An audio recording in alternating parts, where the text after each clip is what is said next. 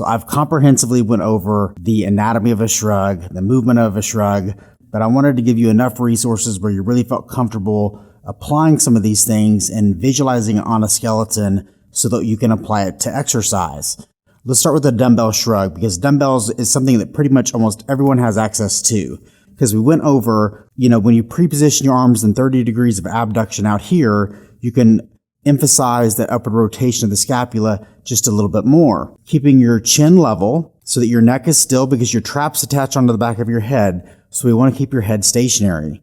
And we're going to emphasize that upward rotation of your scapula, coming up and out, squeezing at the top, and controlling back down here. Now, one of the most common mistakes with dumbbells is using way too much weight. If you use too much weight, number one, you can't focus on tightening your traps and really engaging the muscles that we're working on.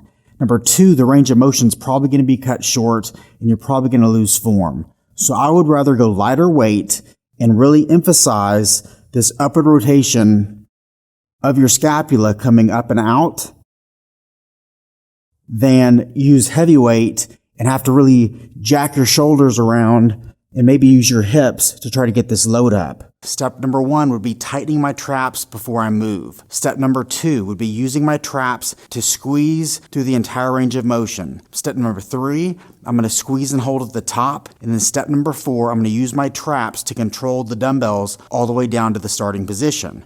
My arms are to my sides in 30 degrees of abduction, and I'm going to emphasize coming up and around with my shoulder blades, squeezing at the top, controlling back down. Now, one thing you can do if you want to emphasize the upward rotation of your scapula a little bit more is you can allow your elbows to bend a little bit if you feel like it helps you get a little extra upward rotation.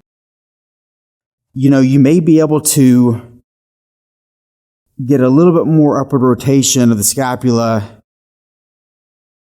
by allowing your elbows to bend a little bit. So it's really not that hard when you execute the movement properly. That's a dumbbell shrug. Take your time with it. Think about engaging the muscles that we're working. Think about using your traps to upwardly rotate that scapula. Go back and review the last two videos on the anatomy of the shrug and also the movement of the shrug.